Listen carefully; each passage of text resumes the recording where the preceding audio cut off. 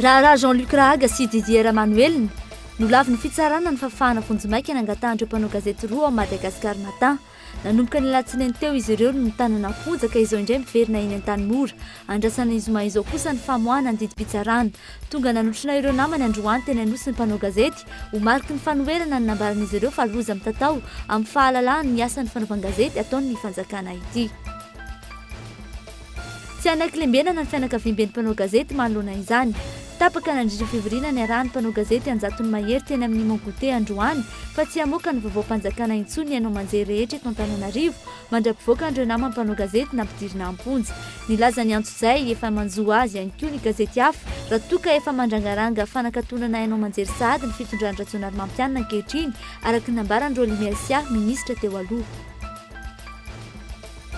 Ny fametrahana lalàna makasika ny fitsinjaram-pahefana hoenty manatanteraka ny fifidianana be ny tanàna no ahafahana mamany ny olana rehetra eo amin'ny lafiny fandriam-pahalemana sy ny fitrandrahana renan-kibon'ny tany eto amin'ny firenena raha nambarany komity mpandrindran'ny CST. Hatreto tsy araky ny fampanantenana nataondreo mpitondra talohan'ny fifidianana filoham-pirenena ny zava-misy eto amin'ny firenena raha nambaran'izy ireo hatrany. Ary farany maresaka avy any ivelany natokana ho fisaonana nasionaly ny andrandroany any Pays-Bas andraisana ny razandreo néerlandais miisa 370 maty tao amin'ilay fiaramanidina Malaysia Airlines. Mananontany ny sazy iraisam-pirenena ho an'ny filoam-potsiny mbola mipetraka kosa ny fifandraisana ara-baritra eo amin'ny firenena Amerikanina sy Eoropeanina. Ny andindiny avy hatrany.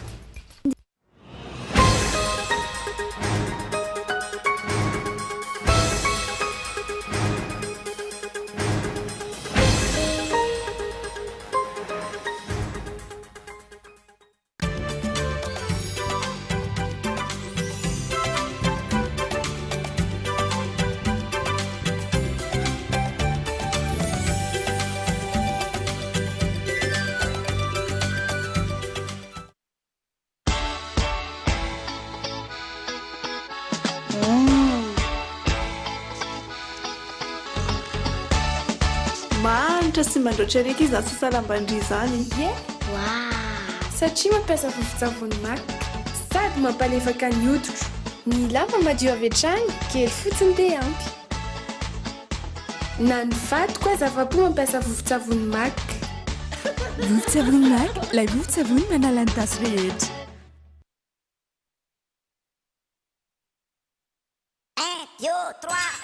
Fantatro fa en formula satria mampiasa formula madio eriza tonifony la satria borosina amin'ny formula tiaromisy vaovao mahaso mahafinaritra zato amin'ilay zay mividy formula roa dia mahazo borosiny firay maimaim-pona fianao nga ahoana ie tena maimaim-pony ararodia tsy isan'andro io fa voafetra ihany le fotoany mandehana takidy amin'izao hiazaka zao eny amin'ny varotra mahazatra anao makaroa amin'ny dentifrice dia mahazo ray amin'le borosynify formula.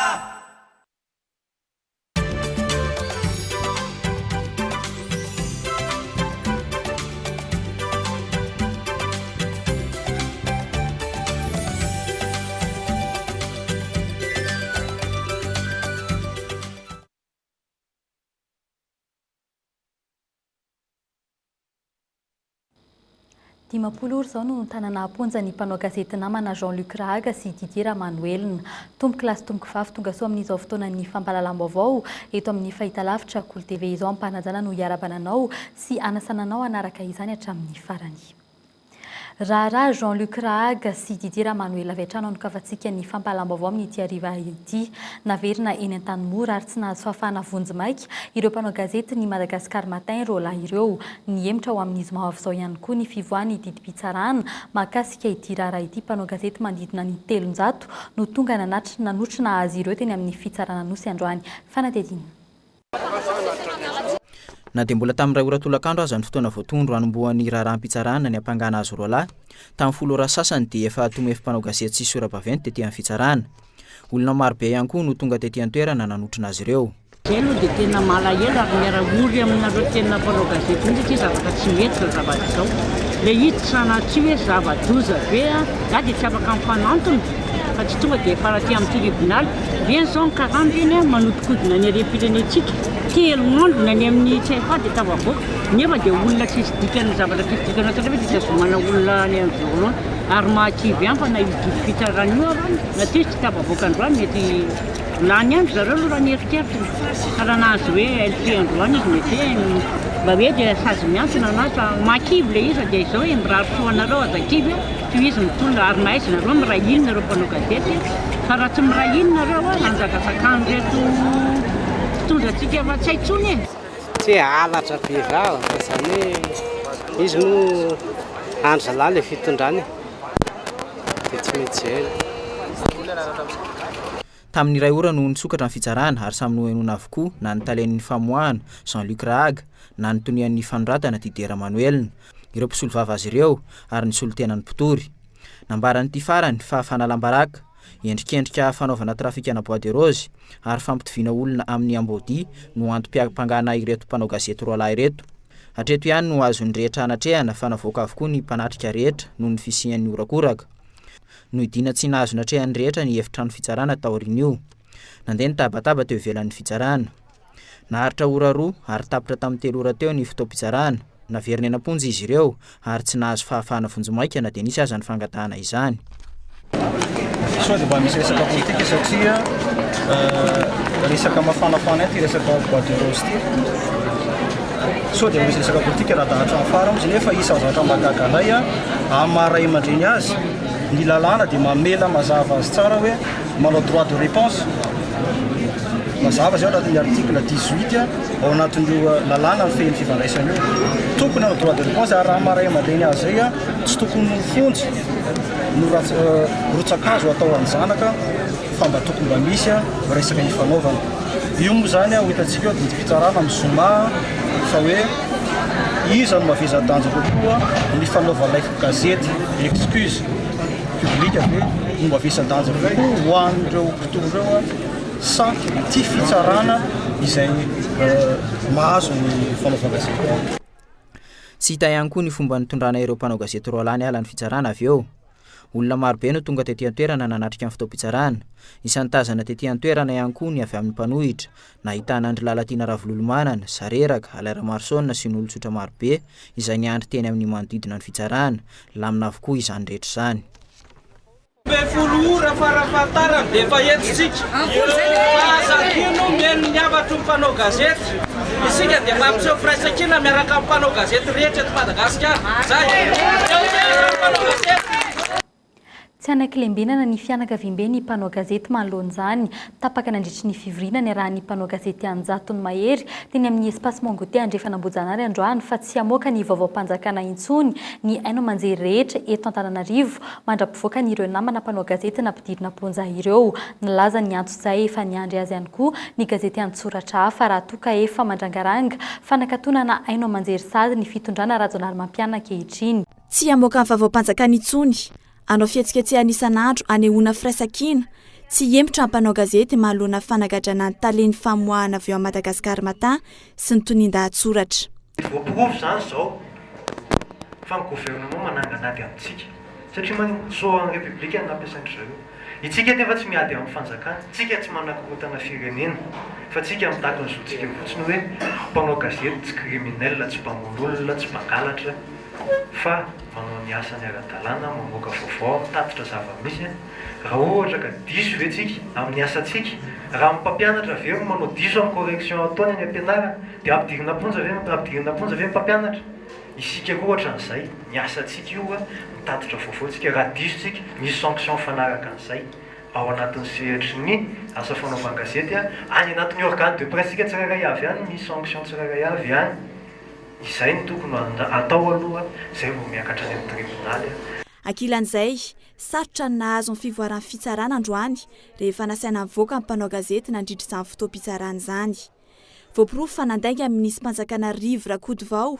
raha nilaza fa izy tena ny amin'ny maha-olo-tsotra azy no mitory onta-le jeneralin'ny La Vérité Roly Mercia nampiasana fitomboka se-mpanjakana ny taratasy fanomezana lalan'ilay mpisolo tena mpitory mazava zany fa mifanjakana no mitory mpanao gazety amin'ity raharaha ity tsy vitan'izay fa misy ny tsindry-bokotra maro samihafa mandeha voapirofatra amin'ny trafic d'influence onta-le jeneraly mivondrona misy ny gazety Madagasikara Matin nanao lettre de procuration izy any andreny zany amezany alalana ny olona iny hoe solotena azy eo amin'ny tribonaly nitsikitsika an'izay tiany hitsikitsihana teo rehefa namely rangahy io le taratasy a dia taratasy manana endrika taratasy mpanjakana misy armoire mihitsy le ambony ery a le koboribory misy hoe fitiavana sy ny rehetrarehetra iny a dia misy ny logo ny ministère d'état dia misy cachet menamena dia zay vao misy soniany rivora Courtevaux ama ministre azy raha vao zay zany ny endriky le procuration dikan'izay zany le mpitory rivora Courtevaux dia mitondra ma ministre azy ministre d'état azy ma olo-mpanjakana azy io zany a tsy izy olombelona rivora Courtevaux zany tontoro dia name procuration io fa izy rivora Courtevaux fanjakana dia hitantsika tsara fa ny gendarme manao déferment aty amin'ny parquet amin'ny manomboka amin'ny 10 hariva teo eo ny plaignant manao conférence de presse eo amin'ny bureauany tsy mahazo atao zany a fa na inona any ivelany any zany a tena zava-doza mihitsy a satria d'autant plus ny statuen'le plaignant numéro 2 du gouvernement ministre d'état dikan'izay zany a tonga dia efa misy suspicion de trafic d'influence foana zany i raha antsika mahita koa moa an'izay nanatrika atao fa ny avocat le directeur de cabinet le ministre rivora Courtevaux avocat dia iny le avocat maître Luc iny a hita amin'ny masony zay journaliste rehetrarehetra tao ka nalala azy mivezivezy tao amin'ny procureur tao tamin'io andro nanaovana déferment io. Etsy ankilan'izay tsy ara-dalàna ihany koa ny fimpaingorana rédacteur en chef amin'ity raharaha ity raha voalazany lalàna ho ny fanazavan'ity ministra teo aloha ity izay nanipika ihany koa fa efa miainga any ankehitriny ny fivorian'ny CSCA izay anakatonana haino aman-jery. Ekena fisian'ny ampahampahadosoana raha ny fanazavana teto nataon'ireo mpanao gazety anankiroa ireo teo anivon'ny toeram-piasany saingy fahadosoana noho ny asa no nataon'izy ireo ary efa nandraisana fepetra izany fa tsy eloka be vava. Tonga hatrany amin'ny resaka redressement fiscal ity raharaha ity ho an'ny orinasa fanaovan-gazety sasany nametra-panontaniana momba ny fifandrifiany izany raharaha izany sy ny fitakian'ny mpanao gazety ankehitriny ny orinasan-gazety iray. Ny raisany rehetra ny feo fa ny fanjakana mihitsy no mananganady ampanao gazety iray manontolo amin'ity raharaha ity. Isan'ny nanaitra ny fanehoan-kevitry ny minisitra ny tontolo iainana androany fa tsy isan'ny tory izy. Nanaitra ny rehetra ihany koa ny teny nataon'ny talen'ny kabinetra ny fiadidiana repoblika tamin'ny gazety antsoratra iray ny potra androany fa ny mpanao gazety no nitady ity raharaha ity. Fa hivadika lafim-baovao hafa kosa indray isika. Ny fametrahana ny lalàna mahakasika ny fitsinjaram-pahefana hoenty manatanteraka ny fifidianana ben'ny tanàna no ahafahana mamany olana rehetra eo amin'ny lafin'ny fandriam-pahalemana sy ny fitrandrana arenan-kibon'ny tany eto amin'ny firenena raha nambara ny komity mpandrindra ny CST na ny filan-kevitra ambony titezamita teo aloha androany. Hatreto tsy araky ny fampanantenana nataon'ireo mpitondra talohan'ny fifidianana filoham-pirenena ny zava-misy eto amin'ny firenena raha nambaran'izy ireo hatrany. Fanatedina. Diso fanantenana tanteraka ny vahoaka noho ny zava-misy amin'izao repoblika vaovao izao raha nambara ny filan-kevitra ambony tetezamita androany. Mampiahiany fihetsiky ny mpitondra mahalona ny famahan'ireo olana mianjady amin'ny firenena. Eo amin'ny lafiny tontolo iainana tsy mangarara ny paikady kasain'ny ministera tompon'andraikitra hitantanan'ireo andramena nogiazana. Eo amin'ny lafiny toe-karena mbola tsy mangarara ihany koa nanolona ny talesy ireo mpikambana eo anivony ny filan-kevim-pitantanana ny orinasam-panjakana Air Madagascar. Resa be le resaka hoe fandorona ny bois de rose. Zay fiheverana ny olona ho tena tondrona ve sa ahoana? Zay nge dia efa tonga ao an-tsain'le vahoaka hoe ray taona ny lazaina fa 10 taona ny doranao mety ho ray taona raha isy ray taona azy fa ny 7 taona. Fomba anankiray zany mety haniliana sahady le harem-pirenena. Ohatra anankiray meko anareo, ohatra anankiray koa hitatsika ny fanovana ireo mpitantana any amin'ny orinasam-panjakana raha tsy handray afa-tsy ny hermady-tsika. Ny hermady mazava tsara mihitsy voalaza lalàna hoe tokony isolotena ny transport ao, tokony isolotena ny finance ao, tourisme ao. Raha nisy fanovana teo dia olona avy any amin'ny présidence daholo no natao ao. Eo amin'ny lafiny fandriam-pahalemana kosa tsy vahaolana maharitra ny fanaovana ny opération coup d'arrêt adina amin'ny dahalo. Ireo tompon'andraiki-pahefana sy olobe any fotony no tokony andraindraikitra amin'ny fametrahana ny fandriam-pahalemana. Ka raha ohatrehina ny ady amin'ny tsy fandriam-pahalemana eto amintsika dia tsy maintsy miainga foantsika amin'ny vondron'olany fotony andaminana ny raharaha io ary tsy maintsy mianga avy amin'io décentralisation io foana le izy andaminana an'io raha tsy mipetraka mazava tsara ny démocratie eto amintsika mikasika ny lalam-panorenana zany sy ny sisa dia hipetraka foana ny tsy fandriampahalefana eto amintsika ary zava-dehibe ny fifehezantsika an'ireo arenatsika rehetrarehetra ireo a raha tsy manao démocratie tsika ka tsy manaja zay fitsinjaram-pahefana zay a isavoritaka ny eto amin'ny firenentsika. Ny fametrana ny fanapaream-pahefana sy ny fitsinjarana ny arena tena izy no ahafahana mametraka ny filaminana raha anambarany ireto mpikambana teo anivony CST teo aloha ireto hatrany. 5% fotsiny 5% ny arenatsika fotsiny no zarainy commune district titulaire ohatra zany région titulaire région ny etantsiranana région ny rehetrarehetra io zany ve dia satoka fikorontanana zay ny tadiavana eo mila atao malaky fidianana be ny tanàna satria raha tsisy ny fidianana be ny tanàna de lasa ho chambre tokana foana nitondra ny mpanao lalànatsika eto tsika nefa bicameralisme no iainan'ny firenentsika. Mahakasika ny fikonan-doam-pirenena no tanterana teny amin'ny CCI Vato ny fampiarana ny fehi-kevitra tapaka ny tokony atao raha ny hevitra izy ireo tokony hisongadina ny rafitra telo izay manana indraiky ny avy ny fanapaream-pahefana ny fitsinjaram-pahefana ary ny mpanaramaso ny fanatanterahana izany. Vaovao eny anivon'ny anteny meram-pirenena mikatso tanteraka ny asa fanamboarana mahakasika ny fotodrafitrasa eny anivon'ny anteny meram-pirenena tsy mbola voazara ny trano hipetrahan'ireo solombavambahoaka ary ny ampahany vitsy amin'ny fangatana nataon'izy ireo ihany no efa nivaly hatreto. Ireo no azo amin'tinana ny toedrarah misy eny amin'ny eo anivon'io androm-panjakana io. Etsikilan'izay saika samy lasa namonjy ny distrika analany azy avokoa ireo solombavambahoaka sy fanadinina ho tanterahany Ernirina Rabary. Ny fandaovana ny tambikarama ireo solombavambahoaka ihany hatreto no efa novalian'ny fanjakana raha ny fanadihadiana natao. Tambikarama izay mitetina 9 hetsy sy 4 tapitrisa ariary isam-bolana. Teo ihany koa ny solika mitetina 7 hetsy ariary isam-bolana. Tsy nisy resaka intsony kosa nefa hatreto ny mikasika ny fiarakatokatara sy ny trano tokony hipetrahan'izy ireo. Ity trano ity izay mikatso tanteraka ny fanatsarana azy ankehitriny. Ny ampahany amin'ny fanamboarana natao tamin'ireo trano ireo ihany mantsy no efa vita hatreto. Efa voafeto ao anatin'le hoe décret zany a ny karama nyraisin'ny député io moa zany tsisy niova zany hatramin'izao tsy nisy valiny hoe nahazo na tsy nahazo fa tenjana tamin'ireny resaka natao hatramin'izay ireny. Mahazo karama zany ny solombavambahoaka miaraka amin'ireo indemnité maro zay tafiditra ao anatiny atao karama dia nahazo ny carburant zay nomen'ny fanjakana ho an'ny député isam-bolana. Ny trano hipetrahan'ny député mbola tsy misy tokotaniny hatreto. Nisy ny fitidiana nataon'ny premier ministre dia mety efa mijery zay mpanatateraka angambany amin'ilay hoe fanamboarana na fanovana fa eto aminay ireo hatramin'izao tsy misy vaovao mikasika izay mihitsy. Itsakilany mbola miandry hatrany ny fiantsoniny avy anivon'ny gouvernement azy ireo ny solombavambahoaka ny amin'ny anaovana ny fivoriana tsy ara-potoana manaraka. Fotoana fanaovan'izy ireo tatitra amin'ny vahoaka izao raha ny nambarany solombavambahoaka Nambatondrazaka. Dia ao anatin'izao intercession zao no fotoana anankiray ahafahana miatrika amin'ny vahoaka any amin'ny toerana na voafidin'ny tena dia any amin'ny district Nambatondrazaka iny sy manodidina zany.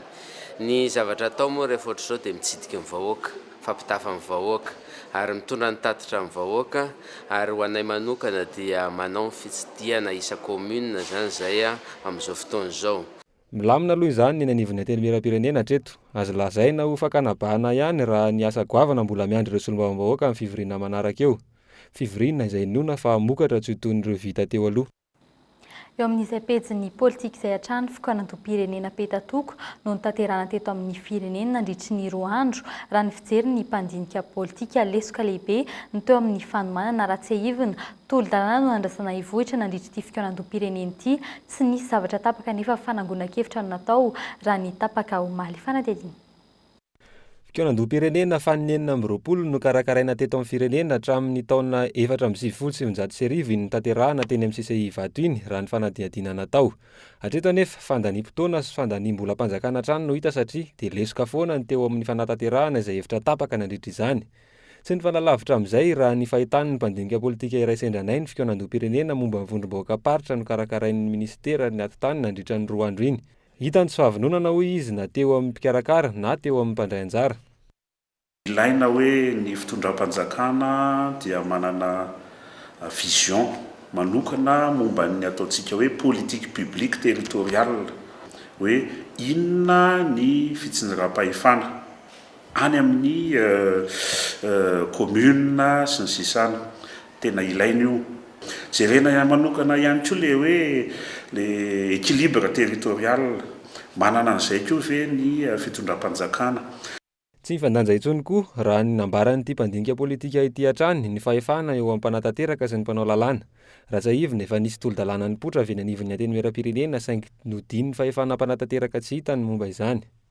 Eo amin'io resaka équilibre io zany tokony hojereny ny fanjakana ihany koa satria efa zatra loatra nyty atrikasy ity tsika sy fikaonandoha ity tsika ankehitriny nefany efa misy ny Assemblée nationale ka tokony ho zaraina tsara zany hoe inona no anjara ndraikitry ny tsirairay, ny société civile, ny ireo secteur privé, ny ireo olo-boafidy any amin'ny vondrona isan-karazany any ary ireo olona voafidy eo anivon'ny Assemblée nationale zany na parlement. Mbola tsy fantatra treto izay fotoana nanaovan'ny ministeran'ny Atany ny fandravonana izay hevitra voangona nandritra ny 2 andro nanaovana ny fikanam-pirenena. Mbola manjavozavo ihany koa arak'izany ny mikasika ny fanatanterahana ny fifidianana. Raha ny fetrandro nomen'ny senita nefa raha pitsony tokony hanomboka ametraka ny atota taratasy firotsahako fidiana ireo kandida ben'ny tanàna raha tiana ny hanaovana ny fifidianana amin'ity taona ity ao anatin'ny maintany. Eo amin'ny pejy sosialy kosa indray mampitandrina ny komina Antananarivo renivohitra fa tsisy intsony ny indrafo andro izay tratra mandoto tanàna mitoy ny asa fanadiovana ny tanàna ka ny tanàna nosy be izay toerana sokajian'izy ireo lara-pahamehana no iompana ny fanadiovana lehibe amin'izao fotoana izao ny esorina ihany koa ireo mpivarotra amoron-dalana teny Anosizato ho Malomaraina fanatetiana. Taorian'ny fandaminana tsena Analakely sy Beoririka tamin'ny famondrana ireo mpivarotra amoron-dalana. Anjara mpivarotra amoron-dalana teny Anosizato indray no noesorina teo amin'ny toerany. Ho Malomaraina no noesorina teny ireo mpivarotra ireo ka nampidirina tao anaty tsena Anosizato avokoa. Naneho ny tsy fankasitrahan'izy ireo izao fanapa-kevitry ny komina Antananarivo izao ireo mpivarotra ireo.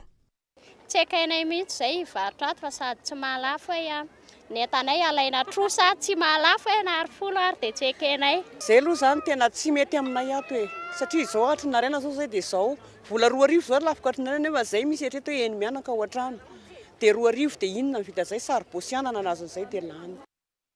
Ankoatra ny fandaminana sena mitoy ihany koa ny fanadiovana ny tanàna Antananarivo, Anosy tanàna sokajian'ny komina Antananarivo renivohitra ho lara-pahamehana no izy maro mpandalo ary mpana fanadiovana lehibe nanomboka omaly taorian'ny lakan-drano nandretany sy atsimo ny mananjara. Mampitandrina ny komina Antananarivo fa tsisy intsony ny indrafo manoloana ireo izay mini mandoto ny tanàna Antananarivo.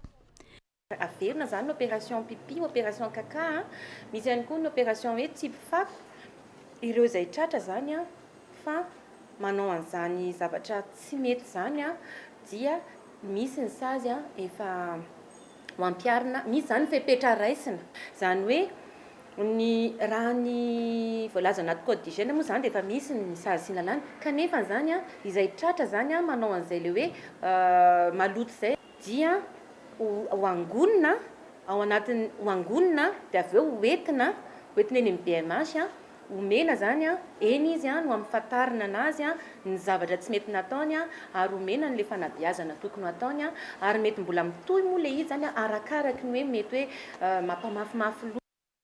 Mbola tsy fantatra kosa hatreto izay tsena hiaran'ny famondrana manaraka. Mitohy hatrany ny fampiasana ticket elektronika amin'ny fandoavana ny aman-tsena raha fanazavana azo teny amin'ny komina Antananarivo. Tetika asa iray hoentina hanatsarana ny fitantanan-draharaha eto Madagasikara, ny fametrahana ny fitondrana tsara tantanana ny PGDI, projet de gouvernance et de développement institutionnel, ny fahaiza-manao ny tena kirakirain'ity tetika asa ity ahafahana manovo ireo fahazaran-dratsy tsy ahatomombana ilay fitondrana tsara tantana fanampanazavana. Raha bangiona tokana ny gestion de connaissance dia hoe izahana fatarina inona ny fahaiza-manao ilaina. Ohatra ny ahoana ny ahafahana mitrandraka azy, ohatra ny ahoana ny endrika omena azy, ahafahana manaparitaka azy, manolotra azy ny olona mitady azy, hanatsarana ny fomba fiasany. Izay ny gestion de connaissance.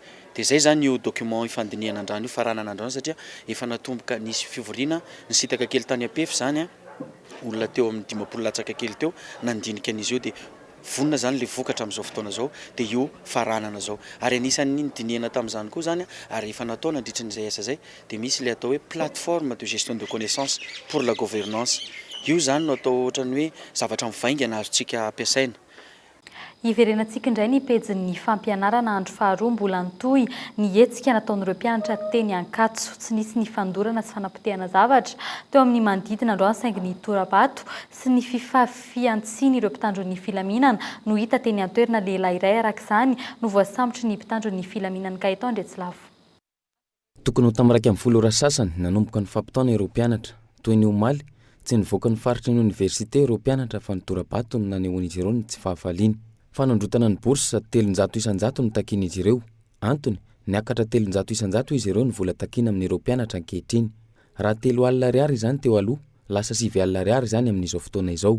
Ankoatra ireo fitakiana ny fampiakarana ny bourse sy ny fanampiana ny connexion internet, isan'ny takiana ireo mpianatra ny fanatsarana ny fotodrafitrasa. Ho an'ny lettre manokana zana efa andala-pirsona amin'le rafitra LMD. Proof amin'izany angamba le fampiakarana amin'ny droit anankiroa niakatra ireo. Fa efa ankoro zany izy amin'izao fotoana izao. Tsy hajanona le rafitra fa irosona le rafitra LMD satria io no iraisan'ny firenena maro zany. Fa le fotodrafitrasa mila mifanaraka amin'izay ihany koa.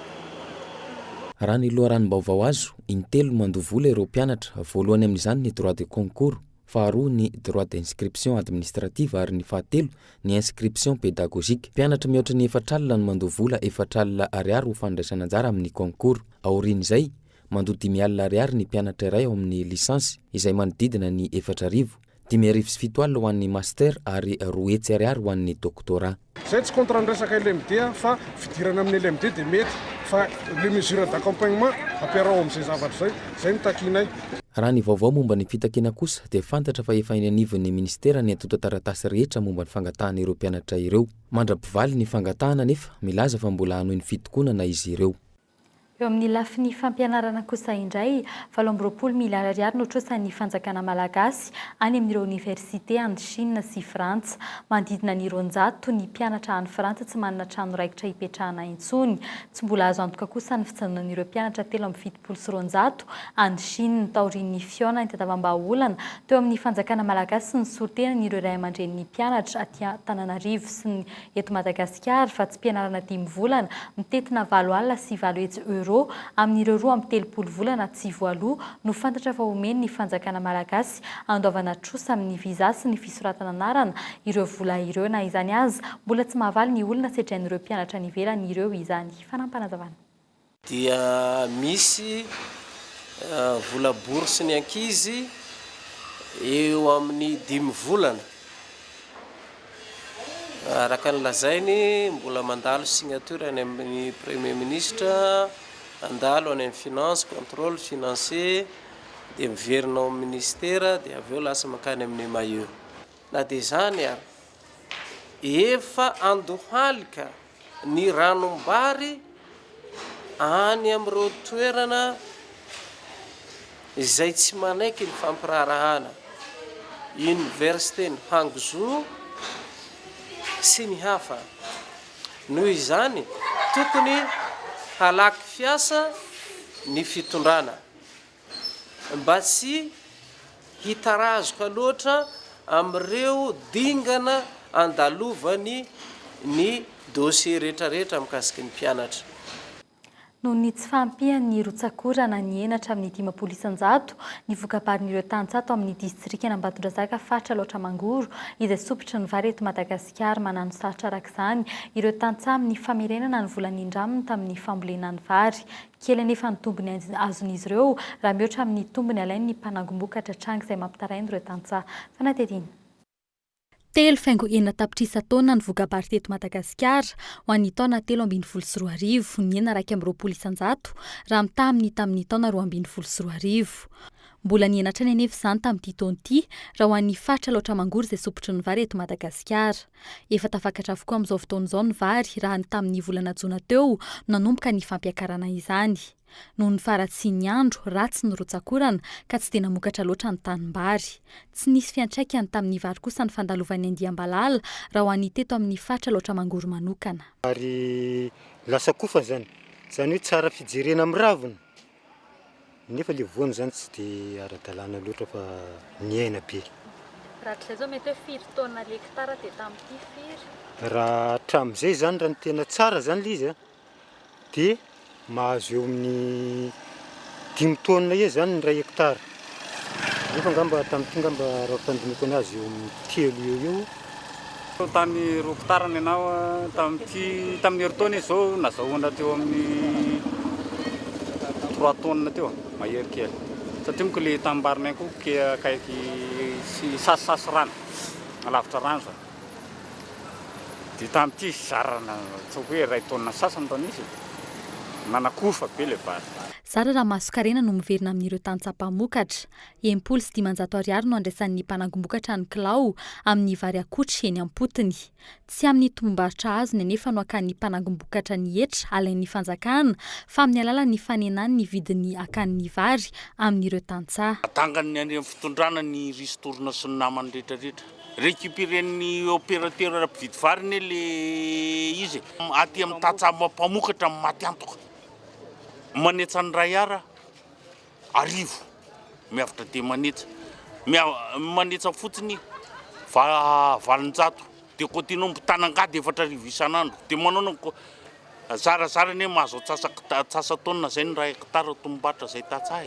Olana ho an'ireo tantsaha amin'izao fotoana izao tsy fahafahany mamerana ny volana ampiasainy sy ny draminy ny karakarana ny vary. Alohan'ny anaovana an'io asa izy zany raha tsy ampy zany le vola tsy maintsy misambotra aloha. Tsy maintsy misedra olana satria nena le vidim-bokatra nen'le olana samborina tsy maintsy aloha. Zay manao amin'ireny le microcrédit kely ireny le sekama soativa mampiditra sopotra zay 900 no andraisany. Raha ohatra hoe 700 zany ny amoahana ny zavatra io azonao zany verina Masokarena dinina ka tsy mahay maty any zay tantsaha. Ezaka ataon'ny fanjakana amin'ny fanampian'ireo mpamboly vary any amin'ny fatra loatra mangoro Analamanga, Itasy, Bongolava ary Vakinankaratra, ny fanampiana eo amin'ny lafiny teknika, ny fanatsarana ny masom-boly, ny fanamorana ny fahazahoana fitaovana madinika ary ny fanatsarana ny fampidiran-drano sy ny fiara-miasa eo amin'ny samy mpamboly. Mitetina $7 ny fanampiana avy amin'ny fanjakana Japoney. Tanjona ny ampitomboana avoroeny ny vokabary mialoha ny taona 2024. Eo amin'ny pejin'ny fanatanjahantena kosa indray tapitra hatreo ny noforatsin'ireo mpikatroka ny atotondry eto amintsika raha nambarany ministry ny fanatanjahantena sy ny tanora Andriamosarsoa Jean Anike satria tsy maintsy atao amin'ny volana ho avy io ny fifidianana ny filohan'ny federasion ity taranja ity hiatrika ny sehatra iraisam-pirenena avy hatrany izy ireo ny volana septambra ho avy izao fanadidiny. Hevitra tsara tao anatin'ny fanapahan-kevitra entitra no nataon'ny ministry ny fanatanjahantena sy ny tanora Andriamosarsoa Jean Anise amin'ny tsy maintsy anaovana ny fifidianana filohan'ny federasiona amin'ny ady totondry eto amintsika amin'izao fotoana izao satria dia efa antaona maro izy ity no tsy nanana izay federasiona izay. Zava-dehibe ho an'ny tontolon'ny mpikatroka tokoa no anaovana izay fifidianana izay ary amin'ny volana ho avy io no anatanterahana ny fifidianana eny anivo ny federasiona ho an'ny ady totondry eto Madagasikara. Fa tetsekilan'izay ihany koa dia nanamafy ny tale misahana ny federasiona rehetra misy eto Madagasikara fa tsy maintsy atsangana ihany koa ny federasiona ho an'ny aiady jojotso eto Madagasikara satria dia mandray anjara feno amin'ny sehatra iraisam-pirenena farafakeliny in-3 isan-taona ity aiady ity. Ary indrindra ny ady totondry izay isika eto Madagasikara no anisan'ny mandrombaka medaly volamena betsaka amin'ny sehatra ty amin'ny faritry ny Afrikana sy ny eo amin'ny sehatra Europeana ihany koa ary noho izay tsy fandraisantsika anjara betsaka izay nandritry ny taona maro no nampitotongana ny ady totondry teto Madagasikara. Efa ao anatin'ny heriny sy ny tanjona tanteraka ihany koa amin'ny ankehitriny ny mpikatroka malagasy eo amin'ity ady totondry ity antenana sinoana fa aorian'ny fijoroan'ny federasiona ho an'ny ady totondry dia andrafitra ihany koa ny filovavao zay olany eo amin'ny fijerena ifotony ireo mpikatroka malagasy satria dia efa akaiky ihany ity ny fiadina ny tompon-dakany Afrika sy ny fifaninanana any Eropa any izay manana solotena hatrany isika eto Madagasikara amin'ity sehatra iraisam-pirenena eo amin'ny ady totondry ity. Eo amin'ny maresaka avy any ivelany natokana ho fisaonana nasionaly ny andro androany any Pays-Bas andraisana ny razan'ireo Néerlandais miisa 370 maty tao anatin'ny fiaramanidina Malaysia Airlines. Mananontany ny sazy iraisam-pirenena ho an'ny filoha Poutine mbola mipetraka kosa ny fifandraisana ara-bato eo amin'ireo firenena Amerikana sy Europeana. Fanadidina. mandrahona ny anomesazy iraisam-pirenena ho an'ny filoha rosiana Vladimir Poutine ny Amerikanina raha ny vaovao nivoaka androany ankoatra ny sazy efa nahazo azy ny alarobia lasa teo. Manohiny izany ihany koa ny vondrona Europeana izay manameloka tanteraka ny Rosia ho tompony andraikitra ary tsy mahavita mampitsahatra ny ady Ukraine.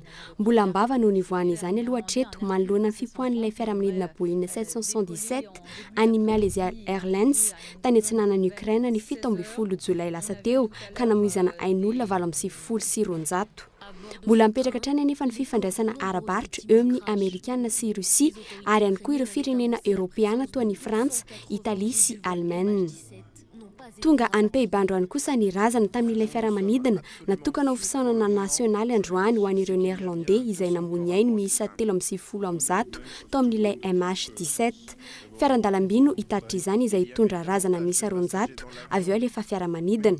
Raha ny zava-misy hatreto mbola tsy ho tavaverina any amin'ny fianakaviana avokoa ny razana androany. Raha nitatitra ny voamera-panao fanadihadiana Amerikanina, tsy no nahatonga ilay fitofirana ilay fiaramanidina izay kendrenao tompon'antoka ireo mpanohana ny Rosia etsy ankilany. Mifampiampanga ny Ukraine sy ny mpanohana ny Rosia ho samy tsy misy tompona andraikitra tamin'ny fipohan'ilay Boeing tany Donetsk. Mbola tsy misy mangirana ihany koa ny valin'ilay fanadihadiana iraisam-pirenena izay antony hitrangany loza. Manery ny filoha Poutine ny Amerikanina mba tsy ho sakana amin'izao fikaroana izao ny mpanohana ny Rosia reto. Efa ampelatan'ireo tompona andraikitra ambony Maleziana kosa ny boaty nord roa nanomboka omaly ny mpanohana ny Rosia no nanome izany. Dia izay ihany koa tomboka lasy tomboka vavy no entina manakatona ny fampahalam-baovao tamin'ny ity arivo ity. Saora ianao niaraka tamin'ny hatramin'ny farany veloma tompoko.